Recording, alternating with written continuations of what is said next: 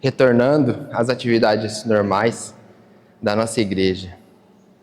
Antes de começar, eu só gostaria de perguntar para quem estava na última aula que nós demos, vocês lembram qual foi o tema da última aula?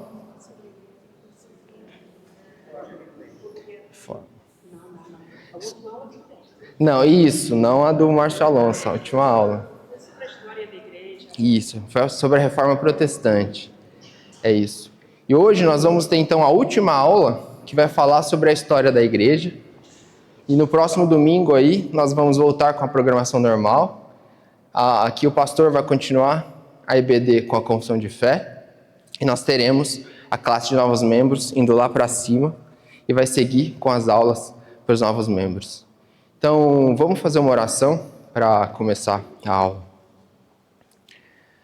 Santíssimo Deus, eterno Pai, somos gratos a Ti, ó Pai, porque podemos estar aqui reunidos para Te adorar, Senhor, no Teu dia, o dia que o Senhor escolheu para si. Pedimos por essa aula, Senhor.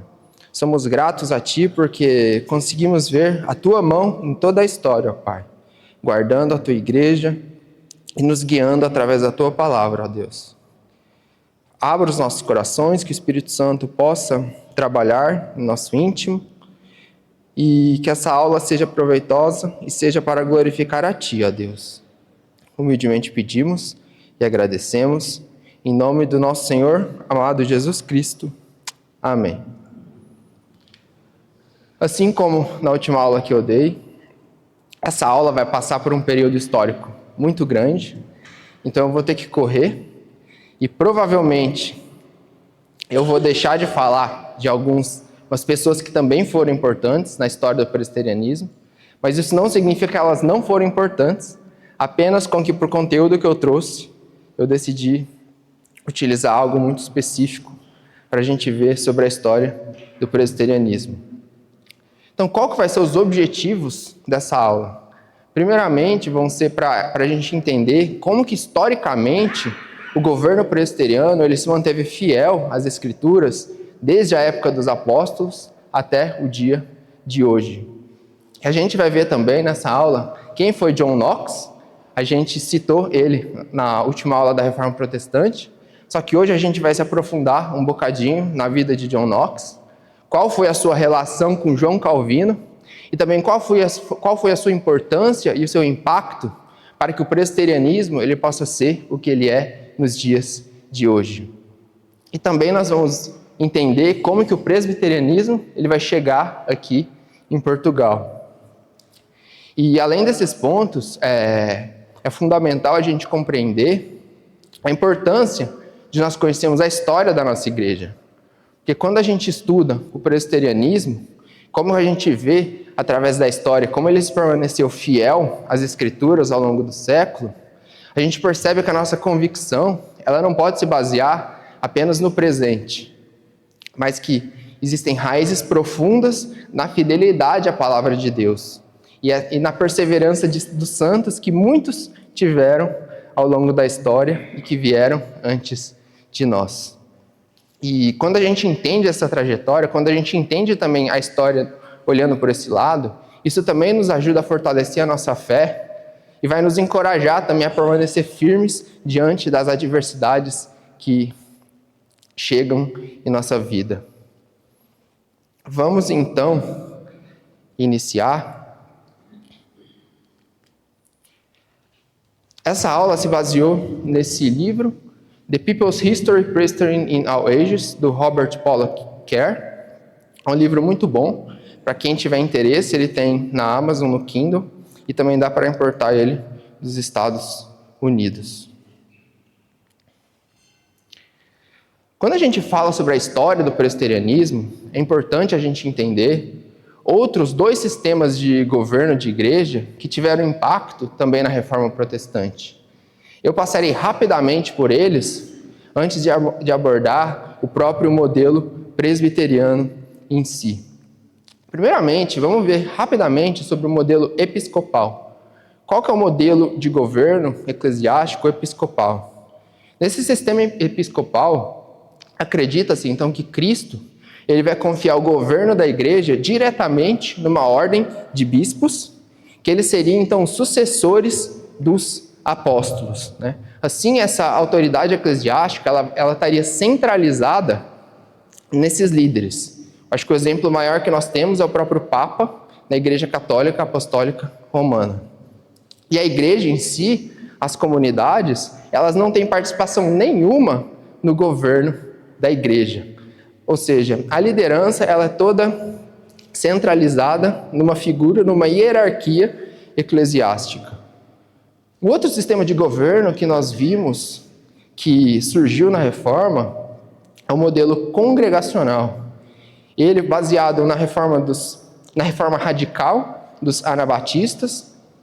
Esse modelo, as principais igrejas que utilizam desse modelo são as igrejas batistas e também várias igrejas independentes em geral.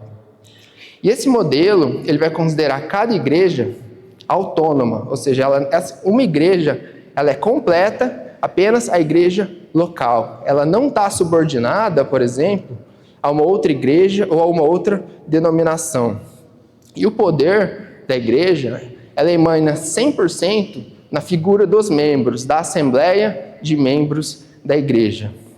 E os próprios oficiais da igreja, como os pastores e os diáconos, normalmente, uma igreja que segue esse sistema de governo, ela não possui presbíteros. Obviamente, vão existir exceções, mas normalmente não existem presbíteros, é apenas o pastor e os diáconos. Só que eles mesmos, eles são meio que funcionários da igreja. Eles têm o poder apenas que a assembleia de membros vai disponibilizar para eles. E nesse modelo tem um desafio muito grande, porque todas as decisões, sejam eclesiásticas ou sejam administrativas, elas emanam dos membros da igreja. E isso vai trazer muitos desafios, porque, por exemplo, nem todo mundo vai estar preparado para lidar com questões doutrinárias, por exemplo, que são importantes, que vão moldar a vida da igreja. E por causa disso, infelizmente, a probabilidade de ocorrer erros doutrinários, teológicos, nesse tipo de igreja, de sistema de governo, é muito maior por causa dessa autoridade centralizada em todo o mundo. Só que também na Reforma ficou evidente com Calvino, passou. Nós também surgiu o próprio sistema presbiteriano também de governo. E eu já falei sobre ele um bocadinho na aula passada da Reforma, só que o sistema de governo que Calvino, então, vai pensar e planear para a igreja, ele vai ser voltado totalmente para as Escrituras Sagradas, para a Bíblia. E é importante também a gente mencionar que existem outras igrejas que seguem o sistema de governo presbiteriano, só que eles não necessariamente possuem o nome presbiteriano na denominação.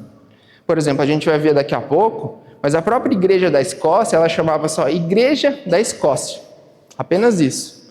E ela era regida pelo sistema presbiteriano de governo.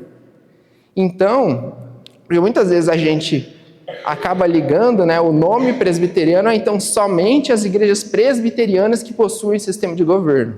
Não existem outras, existe a igreja reformada, existe a igreja, por exemplo, reformada na Holanda também, existem outras denominações que são reformadas, que possuem esse sistema de governo, mas não necessariamente necessita ter o nome presbiteriano no nome. Mas vamos falar um pouco do presbiterianismo. No sistema episcopal, a autoridade da igreja vai estar centralizada no Papa. No congregacional, em geral, vai estar centralizada na Assembleia de Membros da Igreja. E pergunto para vocês, e no sistema presbiteriano, onde que está centralizado o governo da igreja?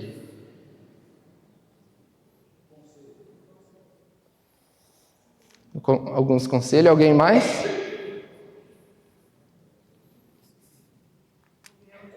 Na verdade, o cabeça da igreja é Jesus Cristo, né? Ele é o cabeça da igreja. E é através de Cristo que vai ser dado para a igreja toda a autoridade dela em Cristo. E Cristo ele vai exercer a sua autoridade por meio da palavra de Deus, por meio das Escrituras. Cristo, ele não vai governar a igreja pela força, mas pelo Espírito Santo e pela palavra de Deus, como o padrão de autoridade. E através da assembleia que Deus define a liderança para a igreja. E dependendo da pessoa, isso pode significar, obviamente, bênção para a igreja, ou também juízo para cima da igreja. Eu espero que nós, hoje, como membros do conselho, até uma palavra para os outros integrantes do conselho, que a gente possa ser bênção para a igreja e não juízo. E é interessante de falar também, para aqueles que não vêm de uma tradição presbiteriana, que a nossa igreja ela é governada através de um conselho de presbíteros. E esse modelo de governança, nós cremos que é o que foi instituído pelos apóstolos nas Sagradas Escrituras, quando a gente lê os livros de Atos e também as cartas paulinas. O povo, então, ele escolhe os presbíteros, regentes como seus representantes, e esses, juntamente com o ministro ou os ministros, formam um conselho para o governo da igreja. Então, nesse caso, o conselho vai ser formado pelos presbíteros regentes, aqueles que a assembleia foram eleitos. No nosso caso, da nossa igreja, sou eu, o presbítero Rui, o presbítero Marco, e depois de hoje, depois do culto, o presbítero Roberto. E esse conselho também vai ser agregado com o presbítero docente, que no nosso caso é o pastor Leonardo. E algo muito interessante para dizer, que no conselho, a autoridade dada a cada integrante, ela é a mesma. Independente se é o presbítero docente ou o presbítero regente, todos vão ter a mesma voz e o voto praticamente vai valer a mesma coisa numa votação ou até mesmo num tribunal. Salvo, existe uma exceção, que é quando o número do conselho ele é um número par, aí normalmente o presbítero docente, que no caso o pastor, ele vai ter então aquele voto de Minerva, que é o que vai poder decidir caso haja o empate.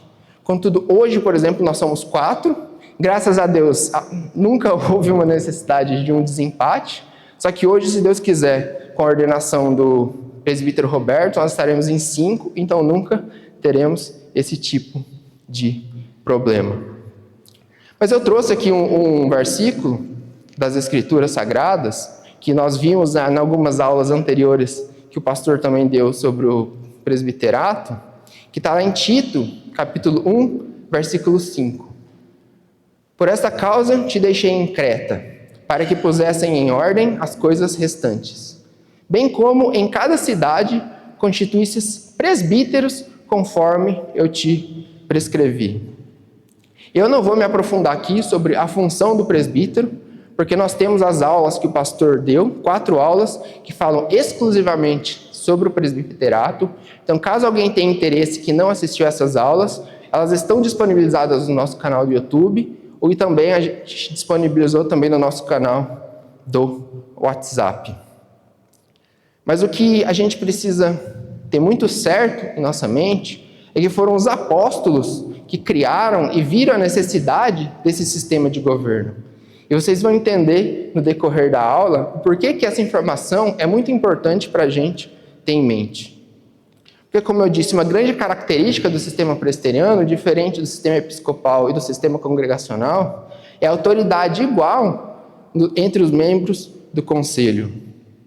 E esse sistema de governo, o sistema de governo presbiteriano, ele é um modelo bíblico de governança, que ele vai se basear totalmente no entendimento de como nós vemos o que é a igreja, e principalmente foi um modelo que foi deixado pelos próprios apóstolos.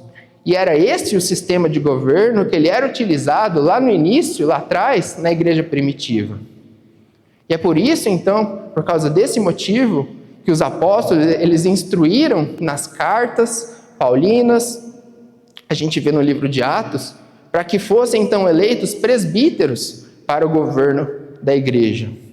E mesmo após a morte dos apóstolos, o governo da igreja, ele permaneceu o que era desde o início da formação inicial, que era um governo por assembleia de anciãos ou presbíteros. Eu trouxe aqui uma citação de Clemente de Roma, e Clemente é um dos escritores mais celebrados da antiguidade cristã. Inclusive, ele era um presbítero da igreja de Roma.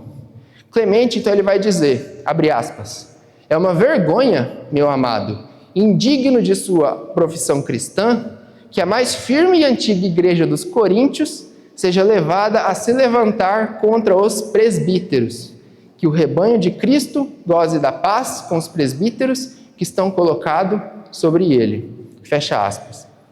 Então, Clemente aqui vai trazer uma possível levante da igreja de Coríntio contra os presbíteros que estavam lá eleitos.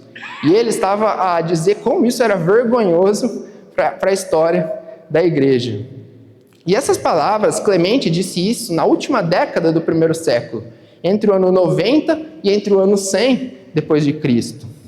E elas são uma evidência significativa de que a igreja dos primeiros tempos, mesmo logo após a era apostólica, ela já possuía um sistema, uma estrutura de governo que nós chamamos de presbiteriana. Até porque, logo depois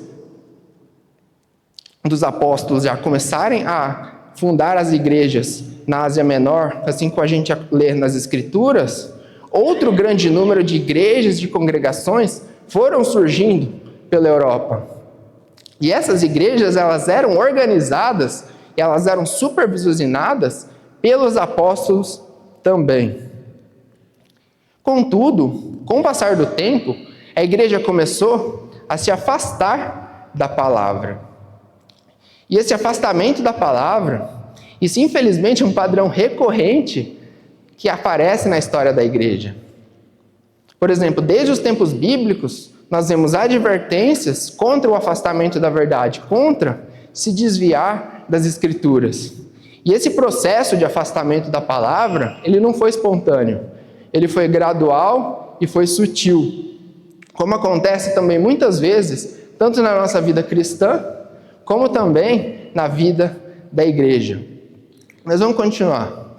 Os pastores de grandes congregações, gradualmente e inconscientemente, vão começar a exercer autoridade sobre as menores igrejas ou paróquias.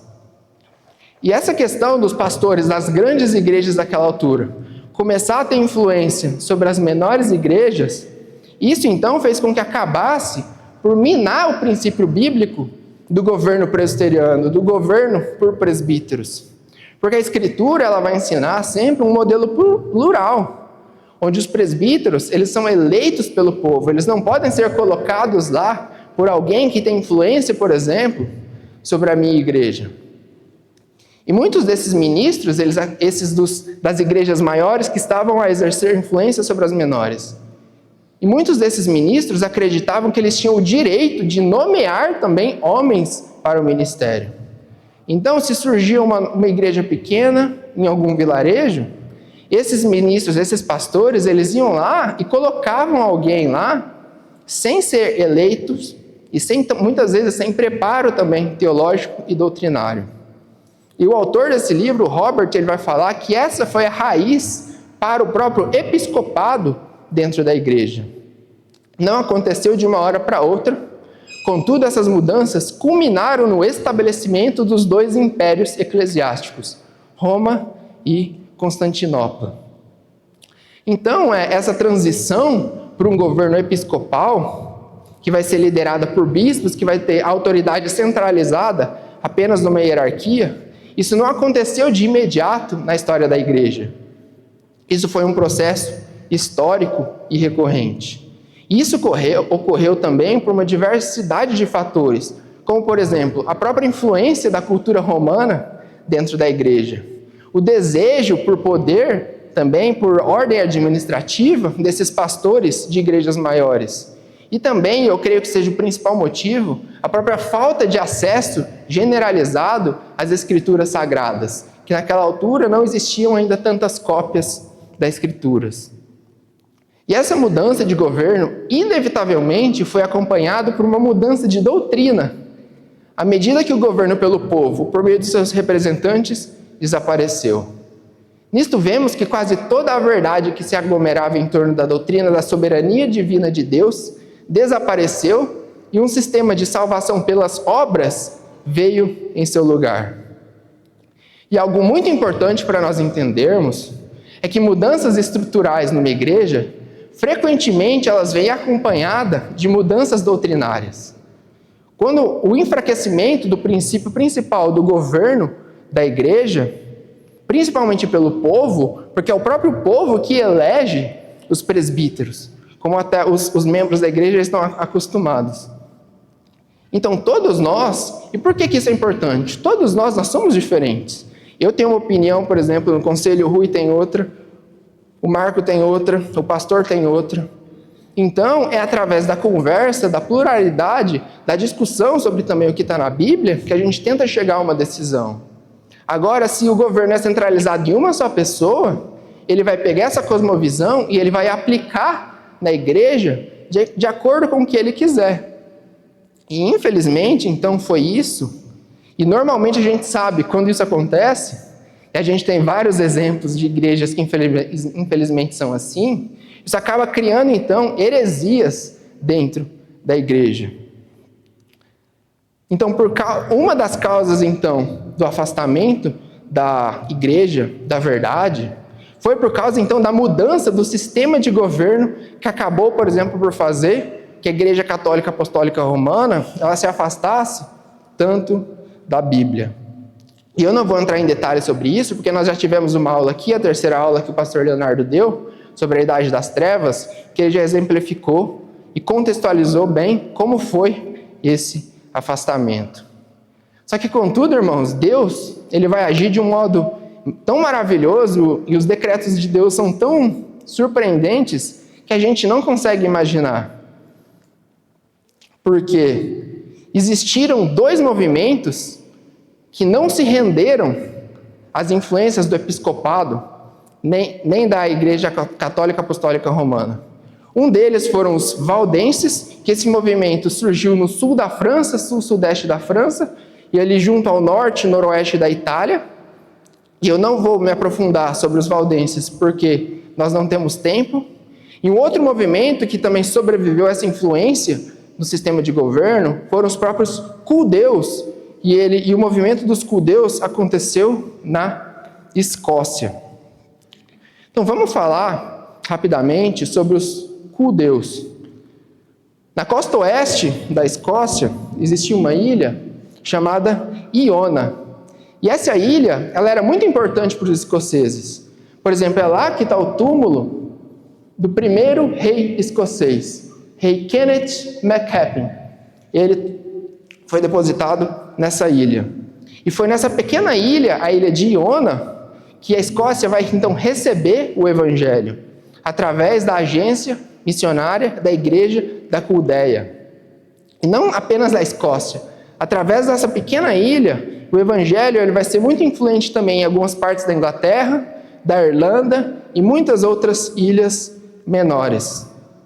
O próprio Tertuliano, que foi um grande escritor, que ele nasceu só cerca de depois de 60 anos após a morte do apóstolo João, ele vai falar assim sobre aquela região que é hoje a Escócia. Abre aspas. Britannurum in accessa Romanus loca Christo vero subdita. E agora em português. Essas partes da Grã-Bretanha, ele está a dizer sobre o norte da Escócia, que eram inacessíveis aos romanos, tornaram-se sujeitas a Cristo. Fecha aspas, citação de Tertuliano. Então, muitos historiadores, eles vão afirmar que o cristianismo, a doutrina que era pregada, a doutrina que era vivida, a doutrina que era aplicada no dia a dia, nessas regiões do norte da Inglaterra, que a gente sabe que hoje é a Escócia, essa doutrina ela não veio de Roma, mas ela foi importada diretamente por missionários da Ásia Menor. E outro detalhe importante, histórico, que muitas vezes a gente deixa de lado, é que o Império Romano ele não conseguiu invadir a Escócia. Até hoje ainda existem. Aqui a muralha de Adriano, que foi um imperador romano, que ele governou no início do segundo século. A influência romana na Inglaterra, por exemplo, ela vai chegar só até o limite aqui da fronteira que é hoje entre a Inglaterra e a Escócia. Eu nunca fui lá, desejo muito ir lá um dia, mas se você vier aqui nesse sítio, lá no norte da Inglaterra, ainda existe hoje a grande muralha de Adriano, com que ele construiu, que era até onde chegava o limite da influência romana na Inglaterra. Outro historiador, dessa vez o Neander, ele vai dizer, abre aspas, a peculiaridade posterior da Igreja Britânica tem evidências contra a sua origem em Roma, pois em muitos assuntos sobre rituais, ela se afastou da Igreja Romana e concordou muito mais com as igrejas da Ásia Menor. Então, de acordo com esse historiador e com alguns outros também, a igreja, a doutrina que era aplicada lá para o norte do que hoje é a Inglaterra, elas resistiram por muito tempo à própria autoridade do papado, autoridade da influência romana. E isso parece indicar que os bretões que haviam recebido o cristianismo, por exemplo, através da Gália, através da Ásia Menor, foi perfeitamente possível eles terem chegado até o norte da Inglaterra. E nós temos vários relatos históricos que confirmam isso. Só que assim, se não for por Roma, como então que o evangelho ele vai chegar naquela região da Escócia? O outro historiador, o Spottiswoode, que ele é um grande historiador famoso escocês, ele escreveu assim, abre aspas, eu realmente penso que sobre a perseguição de Domiciano, alguns dos discípulos de João foram os primeiros pregadores do evangelho neste reino. Ou seja, Domiciano, ele foi um imperador romano, que ele foi contemporâneo do apóstolo João. E Domiciano, ele perseguiu e muito os cristãos da igreja primitiva. E de acordo com esses historiadores, alguns dos discípulos de João foram os primeiros pregadores que chegaram na Escócia. Mas vamos também ver algumas outras fontes. O próprio Buchanan, ele escreveu em seu livro A História da Escócia o seguinte, abre aspas, os escoceses de Avery foram ensinados ao cristianismo pelos discípulos do apóstolo João, e aqui ele está a afirmar isso, e que muitos cristãos da Grã-Bretanha, temendo a crueldade de Domiciano, fizeram sua jornada para a Escócia, da qual muitos famosos, tanto no aprendizado e integridade de vida, permaneceram residindo ali. Então, ele está a dizer que os próprios discípulos de João, eles chegaram, então, até o que é hoje a Escócia. E a perseguição que Domiciano infligiu aos cristãos foram tão grande que muitos cristãos que eram residentes na Inglaterra, naquela altura, que estava sob o domínio romano, eles tiveram que fugir e ir para o norte, e eles vão se residir ali no norte da Inglaterra, o que é hoje a Escócia. Então, olhando vários desses relatos, desses testemunhos históricos, isso pesa muito a favor de que a visão de que o cristianismo ele foi introduzido na Escócia logo após a era apostólica. E eles relatam também que a própria igreja primitiva da Escócia ela era amplamente presbiteriana, tanto na sua doutrina como no seu governo. Contudo, nós não podemos esquecer também que com a invasão dos saxões na Inglaterra, saxões eram os vikings, e essa invasão começa a surgir a partir do século V, a Inglaterra ela vai se tornar pagã novamente, com a influência dos vikings. Só que a Caledônia, que era o nome que o Império Romano dava para a região que hoje é a Escócia, ela não foi conquistada nem pelos saxões. Portanto, o cristianismo que existia ali, o cristianismo verdadeiro, que tinha vindo por influência dos apóstolos, dos discípulos do apóstolo João, continuou vivo e a florescer ali no norte, na Escócia. Tanto na Escócia e também na Irlanda, mesmo que ele possa ter sido suprimido no sul, que é hoje a Inglaterra. E hoje, um outro fato importante é que o próprio santo padroeiro da Irlanda, que é São Patrício, ou St. Patrick, né, quem acompanha aqui o curso de teologia, há umas semanas atrás o pastor passou um vídeo sobre a Trindade, muito engraçado e muito bom, que aparece esse St. Patrick, mas para nós ele é apenas o patrício da Irlanda, ele era escocês, ele não era irlandês. E embora, não foi, um detalhe importante, não foi o patrício que ele levou o evangelho para a Irlanda. O evangelho já existia ali na Irlanda. Embora Patrício, ele realmente fez um avanço religioso muito grande, ele foi muito importante para a questão religiosa do país. Só que o Patrício, ele vai morrer em 465 depois de Cristo. E a história vai mostrar que São Patrício, ele se parecia muito mais com um presbiteriano do que com um católico romano. Só que, por ironia, Columba de Iona, que para a Igreja Católica São Columba, que ele foi o grande missionário escocês, ele já era irlandês. Ele nasceu na Irlanda. E Columba, em 563, ele vai ganhar então a posse daquela ilha que nós vimos, Iona, e ele vai então lá fazer a sede missionária da Escócia. E essa obra missionária, ela se espalhou por toda a Escócia, por todas as ilhas e também para a Irlanda. O próprio arcebispo Usher, que era um arcebispo da igreja na Irlanda, no século XV, no início do século XV, ele vai dizer assim, abre aspas, lemos em Nennius que no início São Patrício fundou na Irlanda 365 igrejas. E ele ordenou 365 bispos e 3.000 presbíteros ou anciãos. Ou seja, mesmo por que Patrício ele vai ordenar 3.000 presbíteros nessas 365 igrejas? Porque, como eu disse anteriormente, Patrício ele era escocês e a sua teologia, ele foi treinado, o seu aprendizado ocorreu na Escócia, no seu país natal.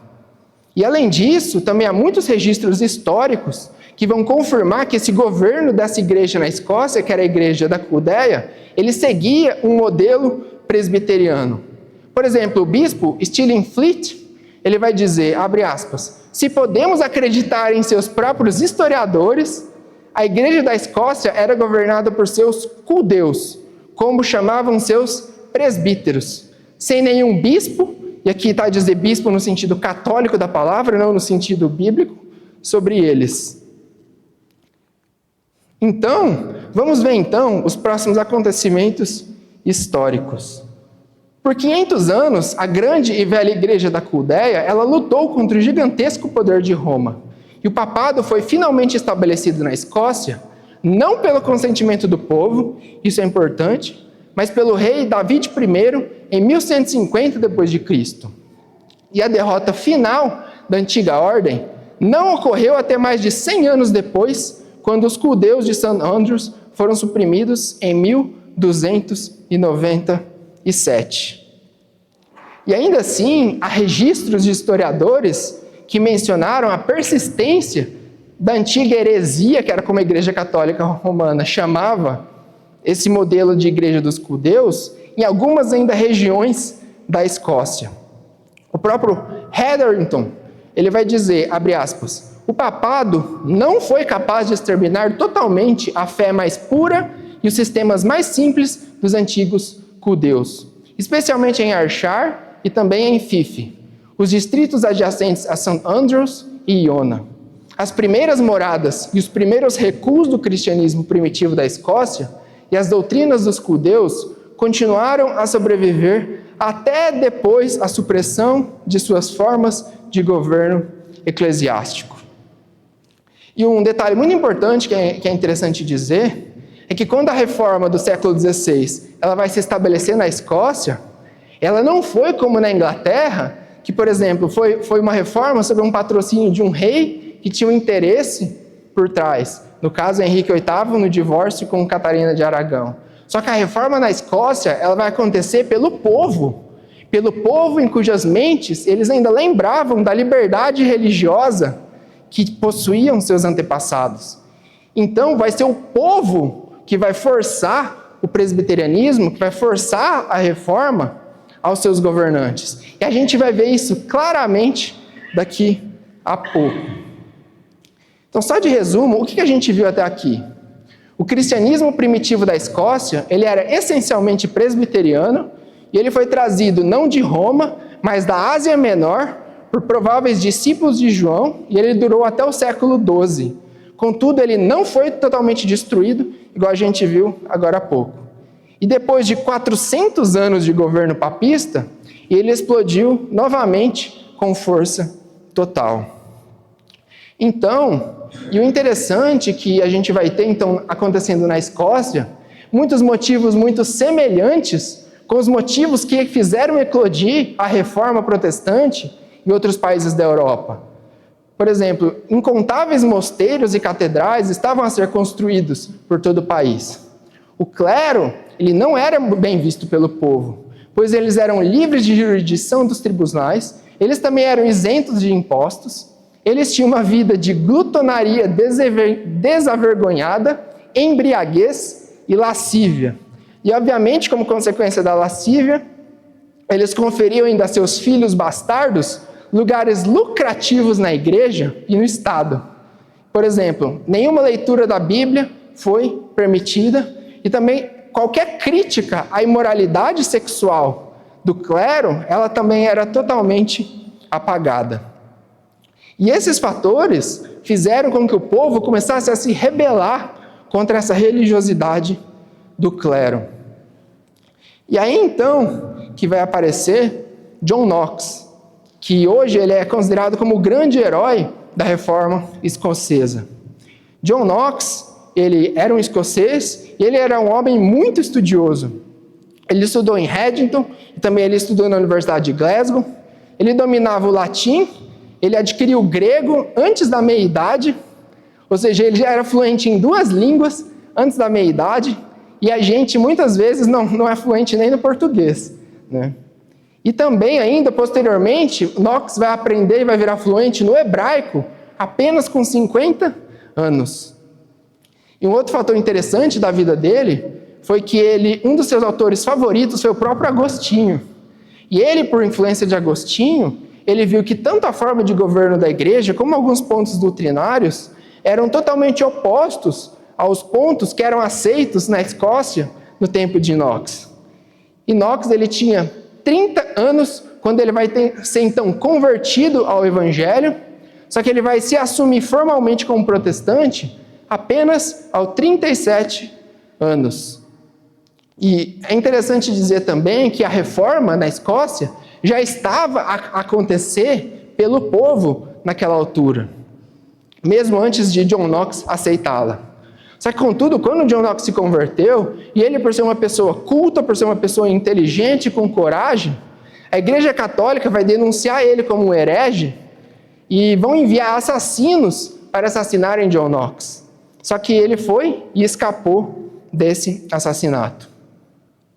E, posteriormente, logo após a morte do rei, o rei da Inglaterra naquela altura era o Henrique VIII, que era o rei que implementou a reforma anglicana na Inglaterra.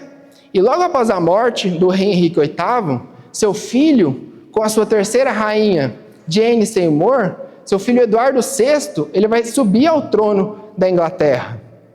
E ele, por influência de seu tio, Eduardo Seymour, que era protestante, eles vão então trazer John Knox da Escócia para a Inglaterra, e John Knox vai ser nomeado um dos capelões do rei Eduardo VI. Inclusive, ele vai viajar por toda a nação, reformando a igreja. E o papel dele foi tão importante na igreja anglicana, naquela altura, que o próprio rei Eduardo VI vai oferecer a John Knox o bispado, para ele ser o bispo da igreja anglicana. Só que John Knox vai recusar esse pedido do próprio rei, e ele vai dizer que a razão que ele estava a recusar é que esse ofício era destinado na autoridade divina das Escrituras Sagradas, e não poderia ser uma autoridade humana. Contudo, infelizmente, o rei Eduardo VI ele vai morrer jovem, e quem vai subir no trono vai ser a irmã dele, a rainha Mary Tudor, que foi a primeira filha, a filha do rei Eduardo VIII, com a sua ex-esposa Catarina, e primeira esposa, Catarina de Aragão. E Maria Tudor, ela era uma católica fervorosa. E quando Maria sobe ao trono, ela começa a afligir uma perseguição extrema a protestantes. E quem era protestante na Inglaterra era levado e queimado na fogueira ou decapitado. Então, 5 anos após Maria ascender ao trono, John Knox e vários outros protestantes, eles vão fugir da Grã-Bretanha e eles vão ir direto para a Suíça. E o reinado de Maria Tudor, ele foi tão sangrento que até hoje ela é conhecida como Bloody Mary. Tenho certeza que alguns aqui já ouviram esse apelido dela, Bloody Mary. Então John Knox, ele vai até a Suíça e ele vai encontrar quem lá? João Calvino. E em Genebra, ele vai dedicar também com ardor ao estudar, a terminar seus estudos, a se aprofundar no conhecimento do Evangelho, das doutrinas bíblicas, e também ele vai estudar o próprio sistema de governo que Calvino estava a formular em Genebra. E um detalhe importante, John Knox ele também vai aprender o hebraico lá em Genebra com 50 anos de idade. Só que, contudo, John Knox ele vai voltar para a Escócia em 1559. E essa volta de John Knox vai ser muito importante. Só que agora eu vou passar um vídeo, inclusive foi feito por inteligência artificial, e eu vou dar os créditos à Igreja Presbiteriana da Bereia, que foi quem fez esse vídeo, mas eu cortei um pedaço dele para explicar qual foi a consequência da volta de John Knox à Escócia. Na Escócia, antes da reforma, um manto de escuridão cobria a nação. Balões poderosos brigavam entre si, travando guerras intermináveis por terras e algumas migalhas de poder. A Igreja Católica Romana dominava, tecendo laços ocultos com o governo. O povo, por sua vez, vivia à margem, sem acesso à palavra de Deus, confinados a missas em latim que poucos entendiam. A esperança parecia distante, oculta pelas sombras da ignorância e opressão. Mas a Escócia estava prestes a mudar. Em 1559, John Knox, um homem decidido e comprometido com o Evangelho, pisou novamente em solo escocês. Seu retorno do exílio espalhou-se como fogo pelo país, fazendo tremer os inimigos da reforma. Deus havia erguido um homem forjado como os profetas antigos que percorreria a nação proclamando a verdade com sermões poderosos, exortando eles e apacentando o seu povo. Naquele tempo, a Escócia era governada por Maria XV, uma rainha regente católica, e estava determinada a sufocar a reforma. Ela ordenou que seu exército exterminasse os protestantes, buscando extinguir a chama que começava a iluminar o país. Mas Knox não era apenas o criador, era também um líder absoluto. Disparou cartas aos quatro ventos, proclamando os nobres reformados a se unirem em defesa do povo. E eles responderam. Assim nasceram os lordes da congregação, uma aliança de cavaleiros. Não vai ter uma água, meu irmão. É verdade, obrigado. Unidos pela fé e pela justiça, os lordes da congregação enfrentaram as forças da rainha, não apenas em batalhas físicas, mas em uma luta moral e espiritual pelo coração da Escócia. E a rainha foi derrotada. A reforma finalmente triunfou, abrindo caminho para uma nova era. Pouco tempo depois, a Escócia deu um passo monumental. Aprovou sua primeira confissão de fé, e a Igreja da Escócia foi organizada de forma de governo presbiteriano, conforme os ensinamentos das Escrituras. Nascida assim, a Igreja Presbiteriana, trazendo a luz da verdade bíblica para o povo escocês.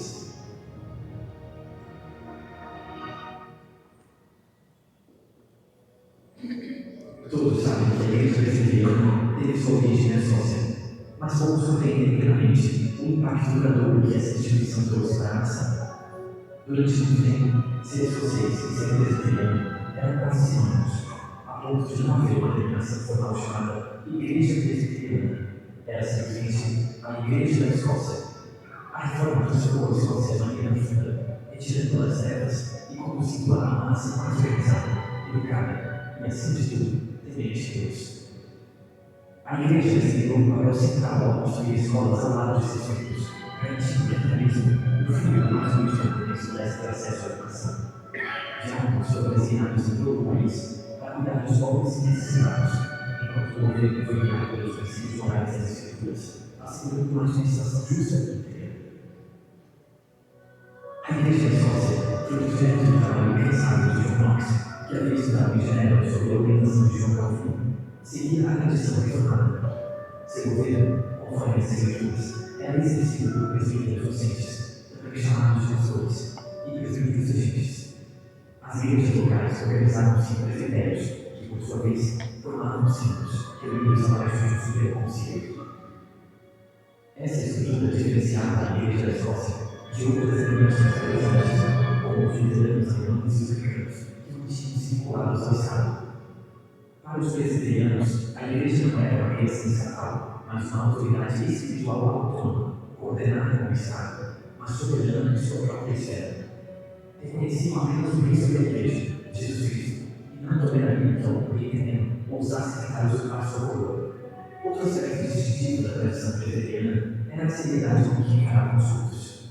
O culto presbiteriano é focado na soberania e glória de Deus, seguindo o princípio regulador que determina que apenas os eventos explicitamente ordenados nas Escrituras façam parte da adoração pública.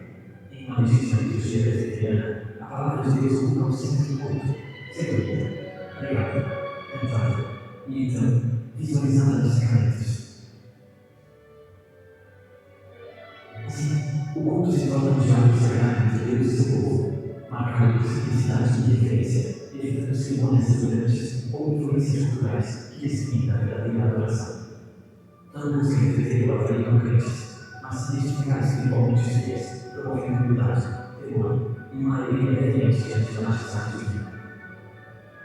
Além disso, o tema central da doutrina presbiteriana é a teologia do pacto, que ensina que Deus sempre lidou com a humanidade por meio de cabeça ritual. Primeiro com Adão, o pacto das obras, cuja desobediência levou a queda da humanidade, e depois, Jesus Cristo, no pacto da graça, cuja perfeita obediência ao sacrifício e dos filhos de Deus. Essa compreensão, profundamente valorizada por Jesus desde o início, compôs uma raiz significativa à fé das práticas presbiterianas, influenciando os grandes eventos que definiam o destino dessa igreja algumas décadas depois. É que encerrar a história da reforma escocesa com John Knox e os anos próximos em que a igreja presbiteriana floresceu rapidamente. No entanto, fazer isso seria enganoso e injusto com a memória de muitos de nossos irmãos que enfrentaram desafios nas décadas seguintes. A palavra de Deus é loucura para este mundo, e não surpreende que nuvens impetuosas logo se formassem contra o povo de Deus na Escócia.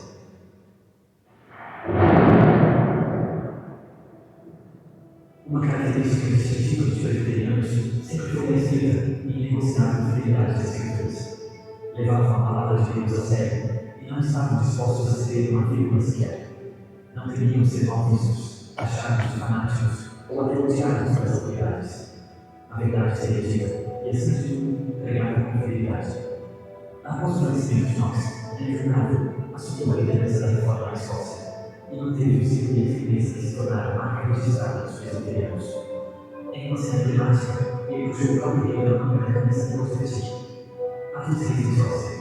Um é Jesus Cristo, o único e indiscutível senhor da sua igreja. O outro é o rei, que governa os homens e as terras, mas que dentro da igreja é apenas um membro. Os presbiterianos levavam muito a sério o princípio de que mais vale obedecer a Deus do que aos homens. Na verdade, os monarcas não aceitavam a ideia de que deveriam prestar contas ao rei superior, o Deus Todo-Poderoso, de que contém toda a autoridade. Eles desejavam o poder absoluto e escapar do juízo divino. Assim, não demorou para que, como descrito no Salmo 12, os reis poderosos começassem a orar contra o Senhor e contra o seu ungido.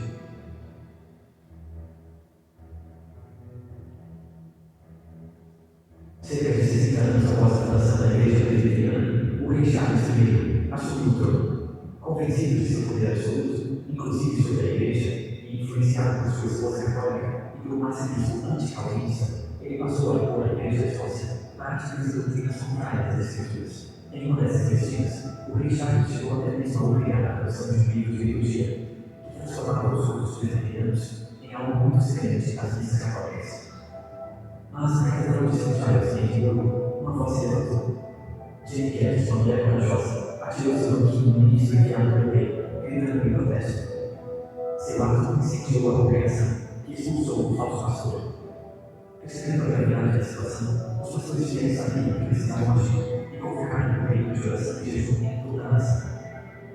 Neste movimento espiritual, nasceu o Pacto Nacional, em 1638, documento que reafirmava a fé presbiteriana e a resistência a quaisquer posições contrárias à palavra de Deus, ciente da seriedade do compromisso que assumia diante de Deus e dos homens. Presbiterianos de todas as partes da Escócia vieram para assinar o pacto.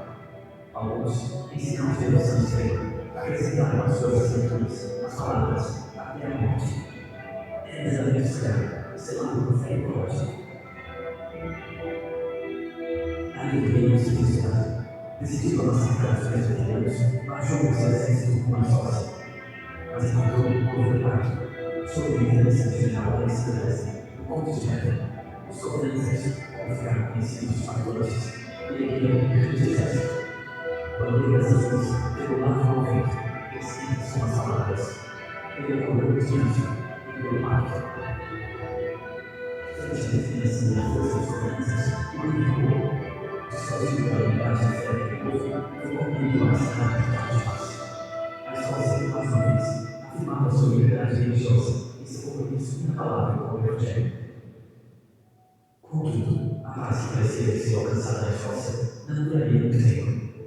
Logo, o rei Charles I começou a tramar novamente, mas dessa vez, seu alvo não era apenas a Escócia. Seus desmandos na Inglaterra, onde os puritanos já exerciam grande influência no parlamento, trouxeram indignação e revolta.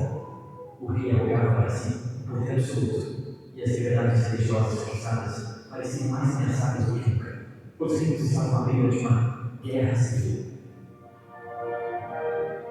Frente às arbitrariedades do rei, o parlamento inglês estava em guerra. Então, em um movimento de resistência unificada, os puritanos ingleses e os presbiterianos escoceses firmaram uma aliança histórica, a Liga e o Pacto Solene. Este pacto religioso comprometia todas as ações agrupadas pela reforma da Igreja, conforme a palavra de Deus, e a manter uma aliança em todas as liberdades políticas e religiosas. O rei, furioso, lançou-se em uma guerra total, decidindo pôr fim à existência dos parlamentares e dos votantes. Sob a liderança de Oliver Cromwell, a sua terrível cavalaria, conhecida como os Grupos de Fé, os puritanos ingleses, com o apoio dos governantes escoceses, enfrentaram as tropas do rei. No campo de batalha, a disciplina e a fé dos reformados prevaleceram, e, em 1646, o rei Charles I se rendeu ao exército moderno na cidade de York. Durante este período, a aliança religiosa entre os ingleses e governantes escoceses se reformou. Foi convocada na chamada Assembleia de Westminster, que foi instaurada na Inglaterra e a Escócia. Dessa Assembleia surgiu documentos contendo uma fé formada por séculos. A Confissão de Fé de Westminster, os princípios do Manuel da Fé, entre outros textos que até hoje são as médias presbiterianas ao redor do mundo.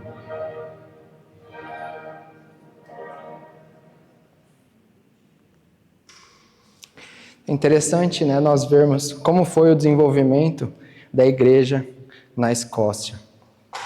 Eu trouxe também uma situação dessa rainha, que foi Maria Stuart, que ela era filha daquela Maria de Guise, citada no vídeo, só que é importante dizer que ela também não é aquela Blood Mary, rainha da Inglaterra, são 3 rainhas Marias diferentes. Ela disse assim, abre aspas, eu temo mais as orações de John Knox que todos os exércitos da Inglaterra. Para vocês verem como era grande a influência e qual foi o papel de John Knox na história da Inglaterra e também da Escócia. Então a gente acabou de ver agora, basicamente, a história da igreja presbiteriana na Escócia, e logo após esses acontecimentos, o presbiterianismo ele vai se espalhar tanto na Europa como na França, na Holanda e entre outros países. Ele também vai para os Estados Unidos e vai também se espalhar lá na América. Só que vamos ver agora, antes de encerrar, como é que a igreja presbiteriana ela vai chegar aqui em Portugal. Quem foi o responsável por trazer o presbiterianismo aqui em Portugal também foi um escocês, por Robert Callen. Ele vai chegar ao Funchal em 1838. Ele inicialmente vai desenvolver seu ministério lá na Madeira. E ele começou a desenvolver um ministério muito notável lá na Madeira. Ele vai abrir hospital com consultas gratuitas para pobres. Ele vai fundar a primeira rede de escola em Portugal, que oferecia também instrução gratuita, tanto para crianças como para adultos. Ele também distribuía Bíblias entre o povo, e ele fez uma campanha evangelística muito forte.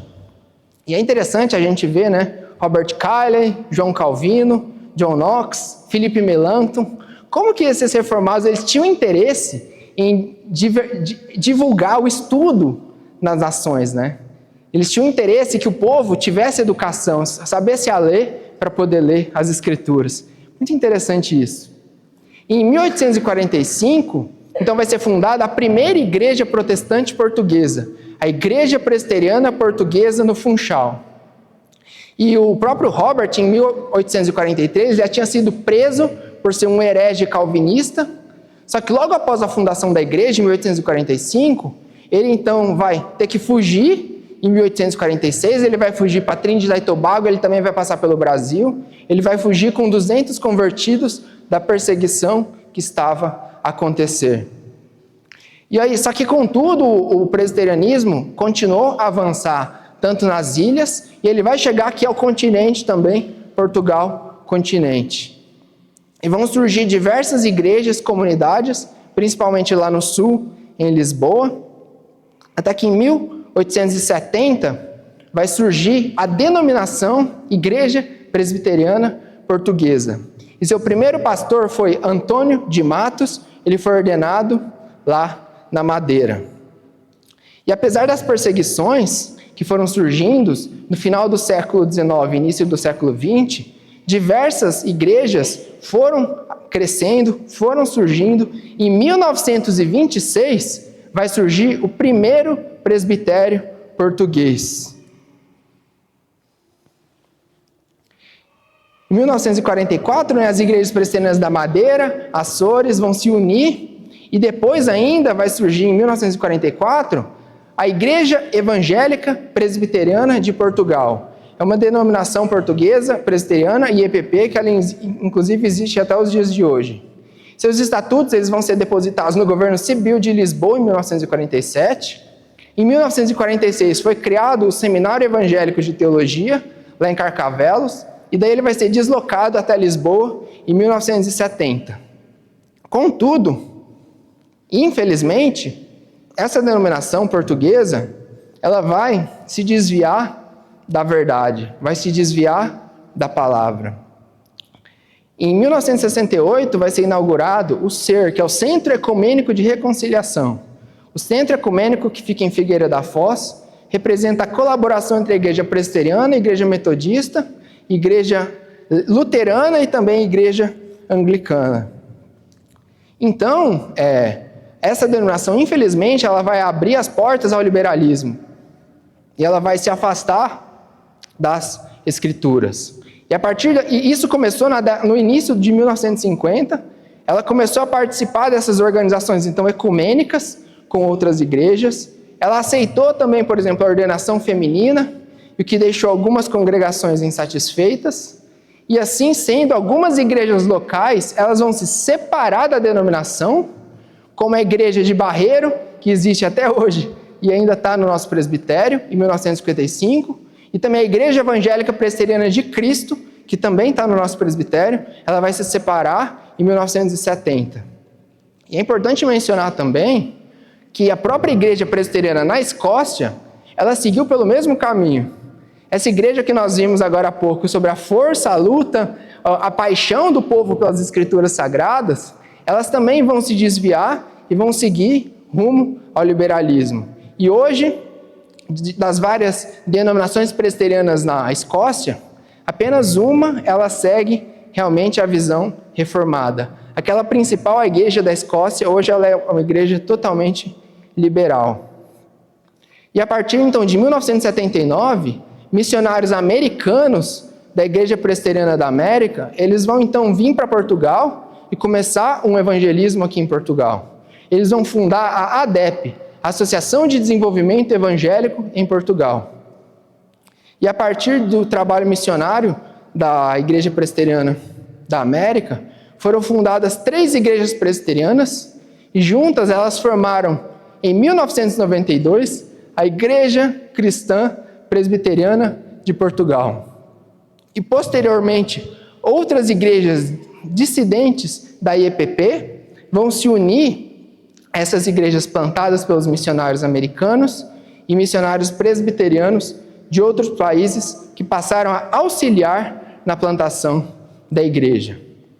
O interessante é que essa ADEP, essa associação que foi fundada por missionários americanos, ela tinha o objetivo de auxiliar na plantação de igrejas presbiterianas aqui em Portugal, mas de igrejas que subscrevessem a Confissão de Fé de Westminster, da sua versão de 1643.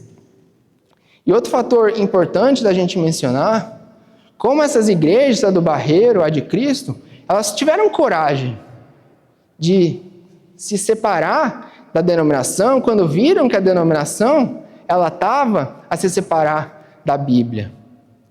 Isso é importante porque nós temos muitas vezes aquela paixão pela nossa denominação, a paixão pelos rituais, só que a gente precisa, igual isso, nós como conselho e o pastor também nas pregações, a gente tem que se manter fiel às Escrituras. Se a igreja, e isso também é um papel importante da igreja, a igreja também cobrar a sua liderança para a gente ficar fiéis às Escrituras Sagradas, e não à denominação, e não à tradição, e tudo mais. Porque a Bíblia, ela precisa ser o centro da nossa fé. E uma interpretação correta da Bíblia, que é por isso, e esse é um dos motivos que nós subscrevemos a Confissão de Fé de Westminster. Então foi assim que o presbiterianismo chegou aqui em Portugal. Essa denominação Igreja Cristã Presbiteriana de Portugal é a denominação nossa atualmente. A nossa igreja ela faz parte dessa denominação. E já existem várias outras igrejas que foram também fundadas por missionários, por exemplo, muitos do Brasil, porque essa denominação ela tem parceria com a IPB no Brasil e através da APMT, missionários e pastores portugueses também vêm para cá para iniciar novos trabalhos. É importante mencionar também que a nossa própria igreja ela foi fundada por um missionário irlandês, o James, que ele veio para cá no início da década passada, iniciou o trabalho aqui. Então, que a gente possa, então, ter também a nossa fé fortalecida quando a gente entende como foi a história do que nós cremos que seja o sistema de governo presbiteriano. Que a gente possa também ter coragem para a gente ser fiel às Sagradas Escrituras. Que a gente possa obedecer a Deus acima da tradição religiosa. Que a gente possa, então, continuar a ser uma igreja e uma denominação que tema a Deus e ame verdadeiramente a sua palavra. Então era isso que eu gostava de trazer para vocês. Eu vou fazer uma oração para a gente encerrar. Santíssimo Deus, eterno Pai, damos graças a Ti, Senhor, porque o Senhor sempre agiu por toda a história de acordo com seus decretos divinos, ó Deus. E tudo que o Senhor faz para cumprir a Tua vontade. E somos gratos a Deus, somos gratos por podermos estarmos aqui e fazer parte dessa história, Senhor. Ajude-nos, ó Pai, a termos coragem de se mantermos fiéis à Bíblia, às Escrituras Sagradas, Senhor. Ajude-nos a tomarmos decisões também sábias e baseadas nas Escrituras Sagradas, Senhor. Ajude-nos, ó Deus, a vivermos também, independente se estamos lá fora, no nosso trabalho, em nossas casas, dentro da igreja, termos uma vida santa e uma vida digna que agrade a Ti, Senhor. E ajude-nos, ó Pai, a mantermos fiéis a Ti e buscarmos sermos, a cada dia que passa, mais parecidos com Cristo Jesus. Que esses exemplos, esses reformadores, ó Deus, e de todas essas histórias e esses acontecimentos que vimos nessas últimas aulas, ó Pai, possa fortalecer nossa fé e nos ajudar, ó Pai, nos servir de incentivo também a respondermos às perguntas que são colocadas a nós diariamente, ó Deus. Humildemente pedimos e agradecemos, em nome do Teu Filho amado Jesus Cristo. Amém.